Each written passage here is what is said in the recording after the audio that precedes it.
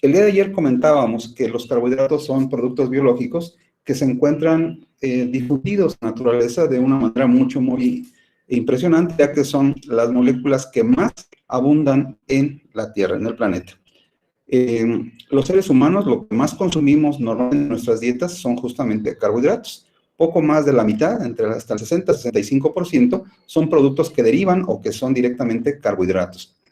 Los carbohidratos dijimos que tienen una gran cantidad de funciones en nuestro organismo, pasando por finalidades energéticas, finalidades estructurales, participación como moléculas de señalización interesantes en cuanto al reconocimiento celular entre células, entre tejidos, y también con funciones especializadas, por ejemplo, como sería el caso de la desintoxicación, que gracias a la gran polaridad que presentan estas moléculas, es decir, la gran solubilidad que pueden tener en agua, permite que una molécula que esté en el organismo, asociándose a este carbohidrato, pues podrá ser fácilmente eliminado. Esto es muy importante, lo verán ustedes en sus cursos de farmacología, como una de las fases de inactivación, de modificación de un fármaco para que este pueda ser eliminado.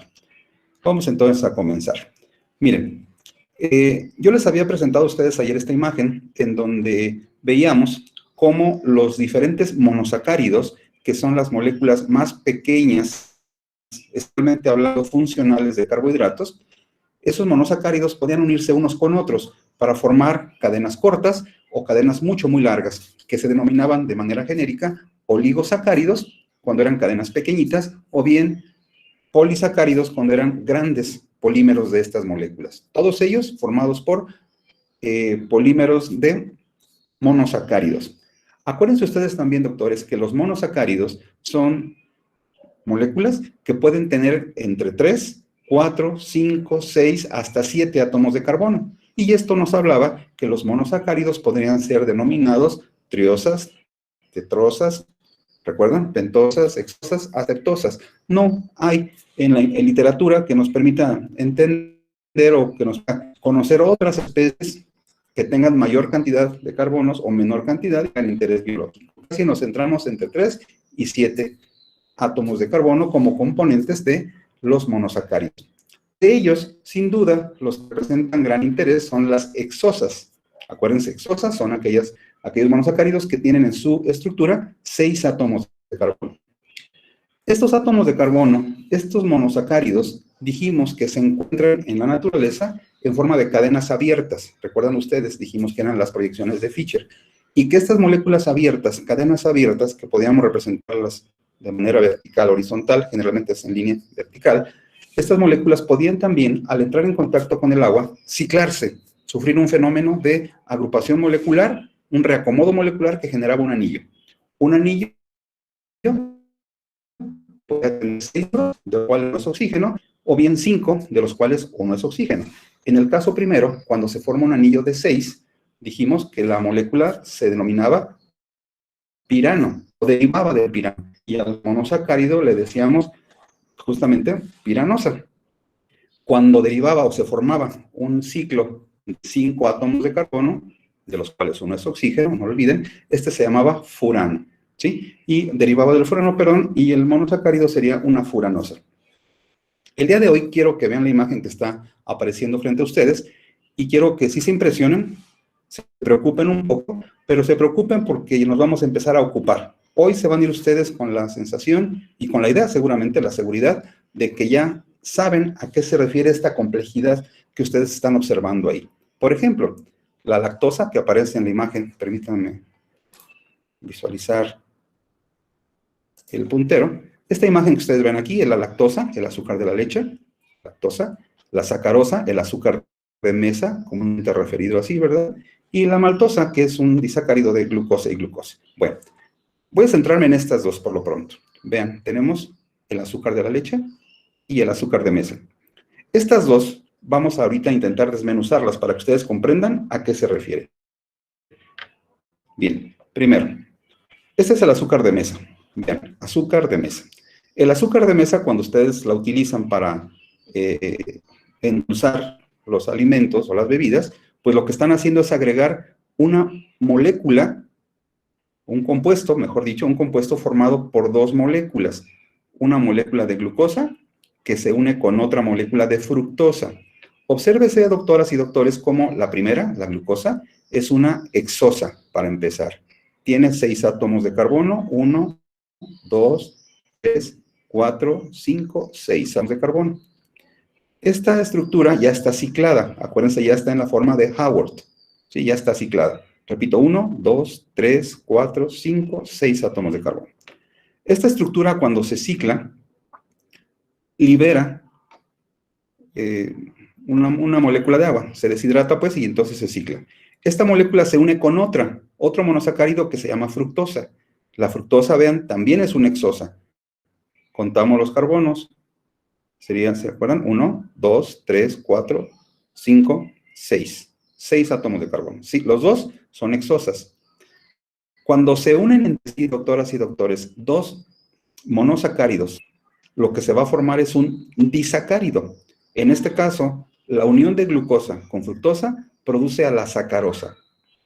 Y observen cómo la unión de la sacarosa genera que cuando se da la unión entre estas dos unidades de monosacárido, se pierde una molécula de agua.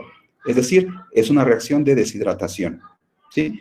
Al unirse estas dos subunidades, el enlace que se forma permite la unión entre el carbono que se encuentra aquí señalado, carbono 1, observen, con carbono 4, ¿sí? Y observen cómo el enlace que se está formando, perdón, el enlace 2, es enlace 2, perdón.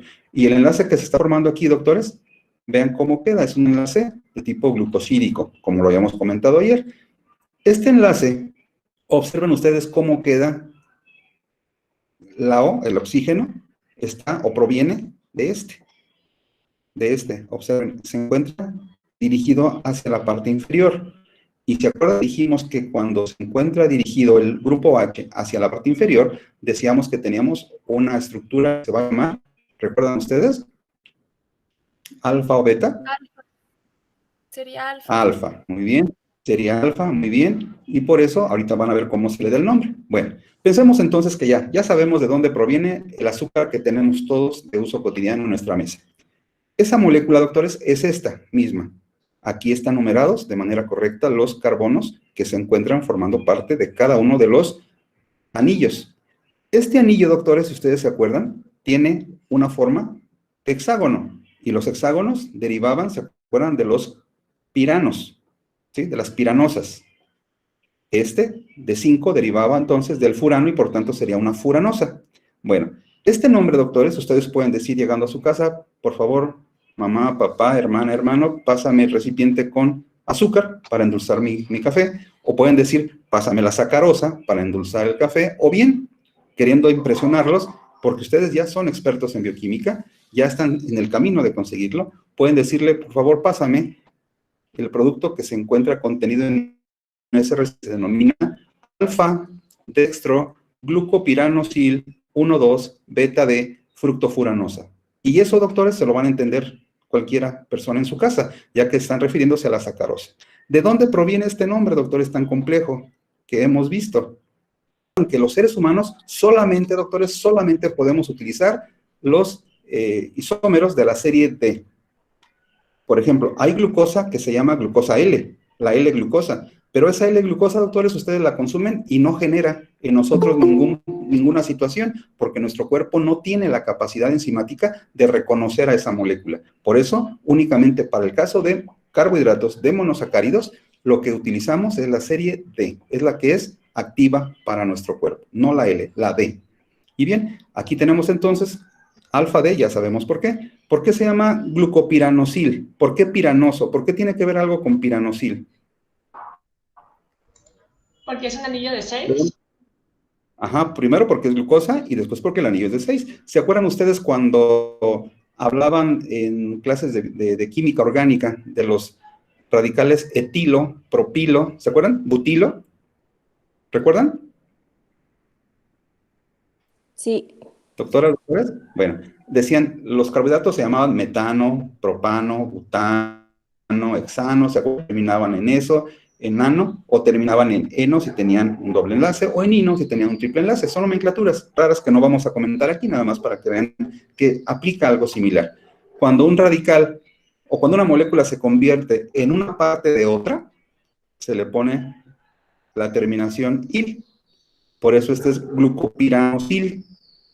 ¿Sí? Este producto, esto que estoy señalando, si no estuviera unido por el enlace, esto se llamaría alfa-dextro o alfa-D-glucopiranosa. Así se llamaría si estuviera solito. Pero como está unido a otro, se considera un residuo y asume la terminación osil y por eso se llama alfa-dextro glucopiranosil. ¿A quién se encuentra unido, doctores? ¿A quién se encuentra unido esta subunidad, este residuo? A la fructosa. ¿A quién? Beta de fructofuranosa. ¿Sí? Observen, B de fructofuranosa. ¿Por qué se llama fructofuranosa? Doctoras, doctores, ¿por qué se llama fructofuranosa?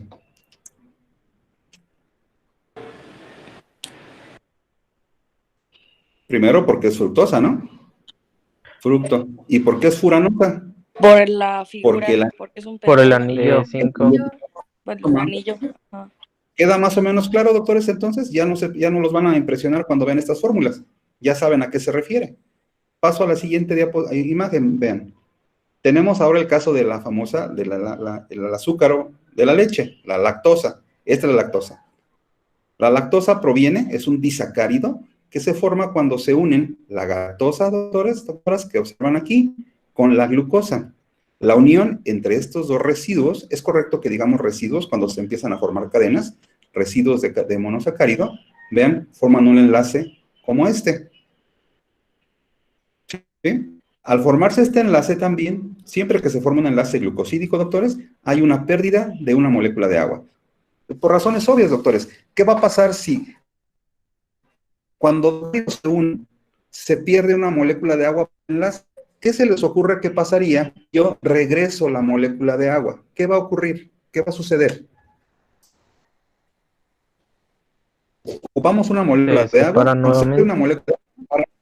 Se separan nuevamente, se rehidratan. Bueno, doctoras y doctores, cuando ustedes están tomando su cafecito con el azúcar de mesa o que toman un vasito de un lácteo con lactosa, en cuanto ustedes lo consumen, al llegar a tubo digestivo, ese disacárido, sacarosa o lactosa que se encuentra en los productos que estamos consumiendo, sufren un rompimiento enzimático que consiste en que la molécula enzimática le regresa la molécula de agua y rompe a la molécula de los monosacáridos, liberando, por tanto, los residuos correspondientes. Eso es la digestión químico-enzimática que se lleva a cabo en tubo digestivo mediante las enzimas que se llaman hidrolasas. ¿Queda más claro, doctoras, doctores? Sí. Sí. Sí, muy bien. El último paso, nada más para que observen ustedes la importancia de estos enlaces. La glucosa también tiene la capacidad de unirse a otra molécula de glucosa. Se fijaron que en los otros dos ejemplos teníamos una molécula que se unía a monosacáridos diferentes, pero también puede unirse a monosacáridos del mismo tipo, ¿sí? Y esto nos permite ir conociendo los términos, doctores. Cuando los monosacáridos se unen para formar cadenas y son del mismo tipo, esos se llaman homopolisacáridos. Son grandes cadenas del mismo tipo, todas son glucosas, todas pueden ser otro carbohidrato cualquiera, generalmente son solamente glucosas, y estas moléculas se llaman homopolisacáridos. ¿Por qué? Son polisacáridos porque son cadenas gigantescas, y son homo porque son hechas del mismo componente. ¿Cómo se llamarán las otras cadenas que también existen y que pueden estar constituidas por diferentes tipos de residuos, donde no es uno solo, no es uno mismo, perdón, no es un mismo tipo? ¿Cómo se les ocurre que se llamen? Heteropolisacáridos. Heteropolisacáridos, excelente, muy bien. Creo que sí han revisado algunos materiales. Perfecto. Entonces, ¿qué pasa, doctores, entonces, cuando se unen dos monosacáridos? ¿Qué se requiere químicamente? ¿Qué ocurre? ¿Qué ocurre para que se unan estos dos? Una reacción enzimática. Se forma, en efecto, se forma el enlace glucosídico y se libera una molécula de agua.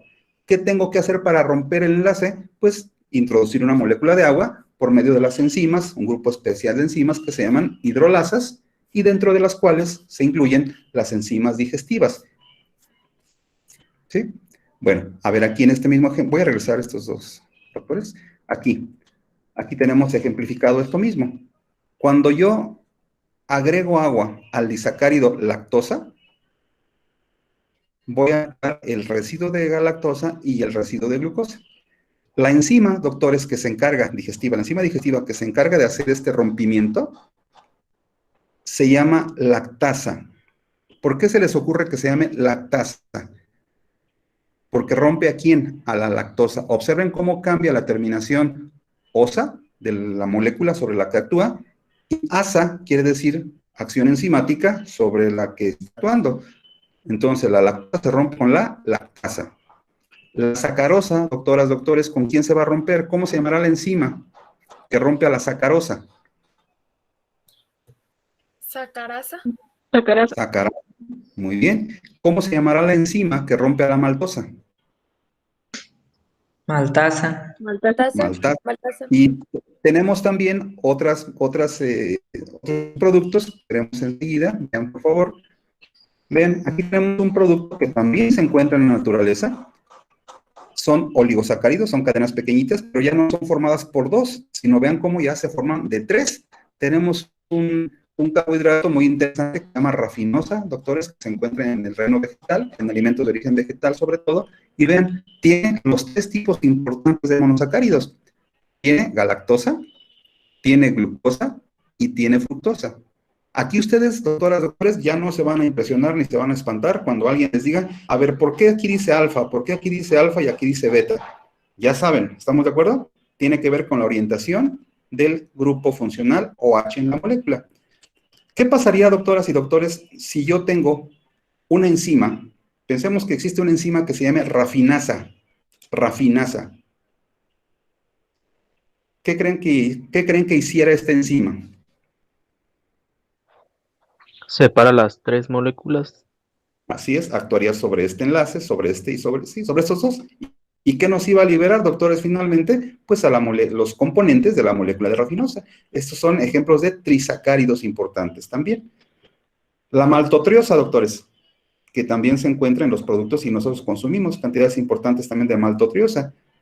Vean cómo es. Esto que están viendo aquí es una cadenita que, siendo estrictos, correspondería a una cadena ¿de qué tipo? ¿Homo o hetero, doctores? Esta. Homo. La rafinosa es Homo. Esta, ¿no? Son diferentes, ¿no? Es galactosa, glucosa y fructosa. Si son diferentes los componentes, son hetero. Hetero. Y aquí estas glucosas, estas son glucosa, glucosa, glucosa, son del mismo tipo. ¿Esta cómo se llamaría? Correspondería estrictamente a una cadena de homopolisacárido, esta de heteropolisacárido. ¿Sí queda claro por qué? Aquí los componentes son diferentes, no es el mismo. Aquí sí, todos son glucosas. ¿Sí? ¿Vamos bien? Sí. Sí, doctor. Sí. Sí. Miren, homopolisacáridos son grandes cadenas constituidas. Cuando los monómeros son del mismo tipo, entonces hablamos de homopolisacáridos, ejemplificados aquí con estas imágenes de color amarillo. Cuando los monómeros que los constituyen son diferentes, se llama heteropolisacárido. Y para que vean cómo va aumentando la complejidad de las moléculas que nos constituyen, entonces los polisacáridos, de cualquiera de los dos tipos, pueden tener ramificaciones. Es decir, pueden ser lineales o no ramificados, también llamados, pero también pueden tener pequeños apéndices de ellos, pequeños bracitos, pequeños hilos que tienen otros componentes ahí agregados, y a estas se les llaman ramificaciones. Por tanto, podemos tener polisacáridos lineales y ramificados. Podemos tener polisacáridos que sean de tipo homopolisacárido lineal o ramificado, y también decir, tenemos polisacáridos lineales, pero también tenemos que pueden ser ramificados. Y bueno, ¿por qué es importante esto, doctores? Ya casi los dejo descansar por hoy también. Es mucha carga química la que estamos recibiendo, ¿verdad? Entonces, existen, doctores, en la naturaleza también ese grupo de moléculas polisacáridas que son de importancia fundamental para el organismo. Y me voy a referir a dos particularmente. El almidón y el glucógeno. El almidón, doctores, ustedes seguramente lo han escuchado y saben que es un producto que tiene se utiliza para muchas cosas en las casas. Me voy a centrar básicamente en lo que... el almidón es me van a entender, ahora sí con los términos que hemos manejado, fíjense bien. El almidón es una mezcla, el almidón es una mezcla de dos homopolisacáridos. ¿Qué quiere decir? Es una mezcla de dos homopolisacáridos. ¿Qué significa, doctoras, doctores? De dos cadenas de compuestos iguales. Así es, precisamente, muy bien. Son una mezcla de dos compuestos diferentes, pero los dos son homopolímeros. ¿Qué quiere decir? Son grandes cadenas, pero hechas del mismo componente. Y en efecto, doctores, el almidón, ese que le ponemos al pan o a las tortillas que ustedes y yo consumimos, está hecho con el carbohidrato almidón, que es una combinación de estos dos. Miren, uno que se llama amilosa, no amilasa, amilosa, que es una cadenita de muchas glucosas. Cada esferita que ustedes ven aquí es una glucosa. Obviamente, este no es el tamaño, ¿verdad? Es una representación. Tiene cientos de miles de residuos, pero forman una cadenita como esta, una cadenita helicoidal. Pero también tenemos una molécula también constituida por glucosas, doctores, pero es ramificada. La combinación de estos dos se llama almidón y es lo que estamos viendo aquí señalado. El componente amilosa, la forma amilosa es así, cadenitas lineales de glucosas que toman esta forma, ¿sí? Helicoidal, pero son cadenas lineales finalmente. La amilopectina, observen, forma así, es una cadena lineal de la cual surgen ramificaciones después de cierta cantidad de residuos y se forma lo que denominamos almidón. Este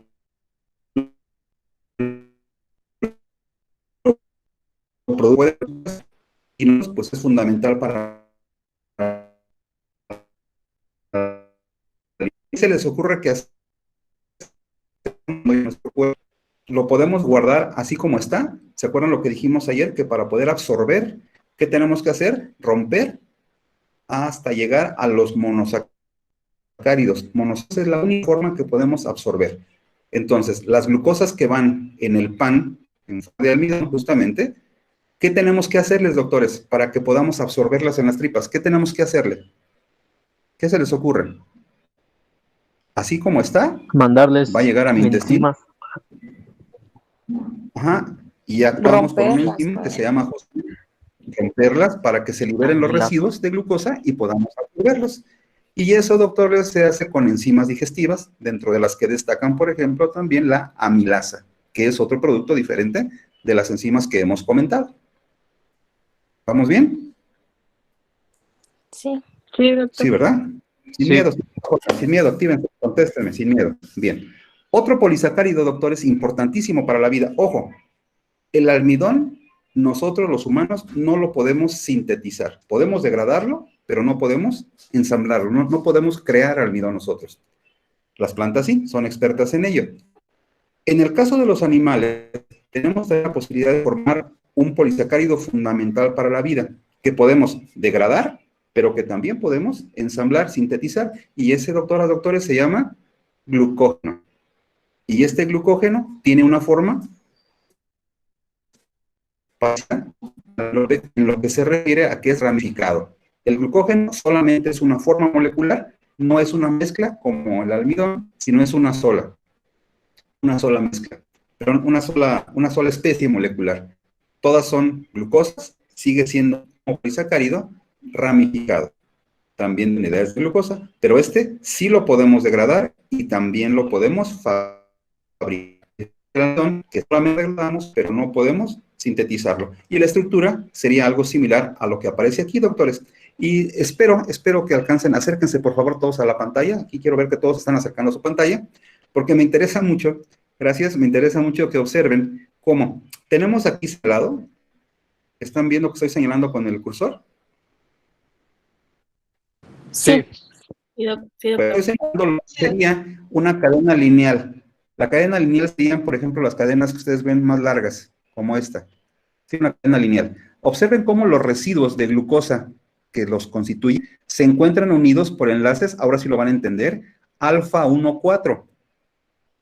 ¿Por qué alfa? Porque vean, está con el oxígeno hacia abajo y este, carbono 1, se une con el carbono 4, este carbono 1 con el 4, este 1 con el 4. Entonces, todos estos residuos de glucosa, doctoras, doctores, están unidos por enlaces alfa 1,4. Las ramificaciones, que son las puntitas que ustedes ven por acá, corresponderían a esta. Observen, por favor. La ramificación, el punto donde se une la ramificación con la cadena, es un enlace que se llama alfa 1,6. Ah, caray, ¿cómo que alfa 1,6? Bueno, observe otra vez, por favor, a la pantalla para que lo vean con precisión. Aquí está cualquiera de los residuos. Pensemos que sobre este es donde se va a dar la unión. Este se llama carbono, ¿ven? Carbono 1 con el carbono 6 de este. Acuérdense que estos eran los carbonos 1, ¿verdad? Los que están aquí. 1, 1, 1, 1, 1, 1. Este que está aquí, el que queda volando, digámoslo así, es el carbono 6. Entonces, aquí la unión, vean con quién se da. Carbono 1 de la cadenita, de donde empieza la cadenita, con el carbono 6. Y este enlace es un enlace alfa 1,6. Bueno, doctoras, doctores, para que vean qué interesante es nuestro cuerpo, tenemos enzimas que reconocen romper enlaces alfa 1,4, pero también saben reconocer cuando hay enlace alfa 1,6. Finalmente, para que se vayan preocupando un poquito y ocupando también. ¿Se acuerdan cómo dijimos que se llaman estos enlaces glucosídicos? ¿De qué tipo? Alfa 1,4. ¿Eso queda claro? ¿Alfa 1,4? Sí, sí queda claro. Sí, queda claro. ¿Sí? Bien. Ahora, el enlace que se forma solamente en el punto de ramificación es alfa 1,6. También queda claro, ¿verdad? ¿Por qué? Ya lo explicamos, carbono 1, carbono 6. ¿Sí? Sí. Carbono 1,6. Sí, Okay. doctor. Sí, Bueno, también. Esto solamente se da en este residuo, ¿verdad? 1,6, porque observen, acérquense otra vez por favor a la pantalla. Entre los demás residuos de la cadenita ramificada, la unión sigue siendo ¿de qué tipo? Pues, díganme, alfa 1,4 o Alfa 1,6. 1,4. Observen, comparen esta. Alfa 1,4, muy bien. Entonces, doctor, ¿en dónde se encuentra el enlace alfa 1,6 en el glucógeno? ¿En dónde lo tenemos? ¿En toda la molécula? Es decir, aquí, en esta molécula, doctora, a ver, ayúdame, ya que me contestaste. Esta es la molécula de glucógeno básica, digámoslo así, ¿sí? Que tiene cientos de miles de residuos de glucosa.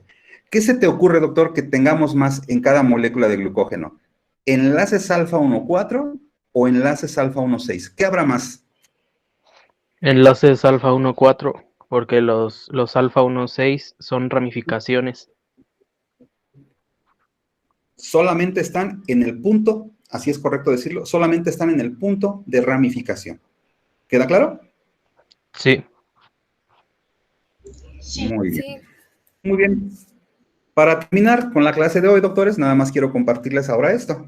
La imagen anterior nos hablaba de dos polisacáridos importantísimos para la vida. Repito, almidón, glucógeno. Los dos podemos utilizarlos con fines energéticos, es decir, podemos romper y liberar la glucosa para ser utilizada en nuestro cuerpo. El almidón no lo podemos sintetizar, pero el glucógeno sí. Bueno, existen otros polisacáridos en la naturaleza.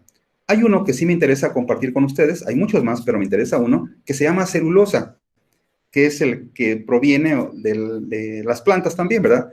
Que es el con el que se hace el papel, por ejemplo. Pues esa celulosa, doctores, también va en los alimentos o derivados de celulosa. Y es lo que denominamos, doctores, vean acá abajo, fibra. ¿Qué diferencia hay normalmente entre los enlaces de los otros que vimos, del almidón y el glucógeno, respecto a la celulosa? Si yo ahorita les dijera en este momento, a ver, tomen un pedacito de papel, mastíquenlo, deglútanlo, yo también lo voy a hacer, ¿verdad? Para que no piensen que abuso. Si yo lo hiciera, decía su compañero el día de ayer, ¿qué pasa con esa bolita de papel que yo consuma a lo largo del tubo digestivo? Así como entra, va a salir, bueno, Así sale. un poco más descompuesta, ¿verdad? Pero así va a salir, así como entró. ¿Por qué? Porque los seres humanos, doctoras, doctores, no tenemos enzimas que nos permitan romper este tipo de enlace en particular que se encuentra en los residuos de celulosa. ¿Sí? Por eso es importante que ustedes sepan esto de enlaces alfa, beta, 1,2, 1,4, 1,6, 1,1, incluso. Que sepan que eso es importante que lo conozcan, porque las enzimas de nuestro cuerpo tienen capacidad de reconocerlo. Es muy importante entonces saber por qué no puede glucosa, por qué la fibra cuando la consumimos en los alimentos nos ayuda solamente para dar como un tipo masaje, ¿verdad? Para friccionar al tubo digestivo, para arrastrar, limpiar las células epiteliales o para darle forma y que sea más fácil, más efectivo el movimiento intestinal, pues porque no la podemos degradar. ¿Por qué? Porque no tenemos enzimas que lo hagan. ¿Quién sí lo puede hacer, doctoras, doctores? Pues algunas bacterias, algunos microorganismos. Y aquí, seguramente ustedes han oído hablar de los probióticos y de los prebióticos. ¿Los han oído? ¿Todos se han tomado alguna vez un Yakult? Sí. Sí. Sí. Sí.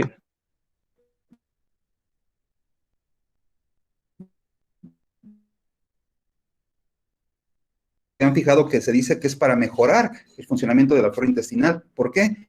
Porque le damos de comer también a la flora intestinal. Hay una serie de productos incluidos en estos alimentos que nosotros los humanos no podemos degradar, no podemos utilizar, pero cuando llegan a tubo digestivo, las bacterias sí lo utilizan y les ayudamos a ellos a que mejoren su metabolismo y por tanto, si ellos mantienen una integridad metabólica también en sus enzimas, en los productos que secretan, pues tendremos una mejor integridad intestinal. Eso es lo que tiene que ver con los famosos prebióticos y probióticos, que los invito a que investiguen la diferencia, probiótico y prebiótico. Bien, doctores, me gustaría que dejáramos la sesión del día de hoy hasta este momento, para no confundirlos y no generar más estrés. Creo que hemos más o menos definido lo que es un monosacárido, lo que es un disacárido, lo que es un oligosacárido, cadenas chiquitas, hasta polisacáridos y las funciones características que estos pueden llegar a tener.